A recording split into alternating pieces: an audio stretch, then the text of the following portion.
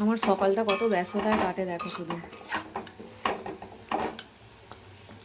এদিকে বসিয়েছি চিকেন, এইদিকে বসিয়েছি আলু পেঁয়াজ দিয়ে তরকারি করলা দিয়ে, আর এই দিকটায় বসিয়েছি চা,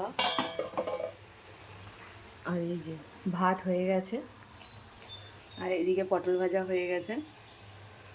ব্যাস আজকে এই পর্যন্তই। কটা বাজাচ্ছে তোমার দেখাচ্ছি, কটার সময় হয়ে গেছে আমার সব। 7:45 বাজে, এখনো তাও বাজেনি 7:45, আমার সব রান্না কমপ্লিট।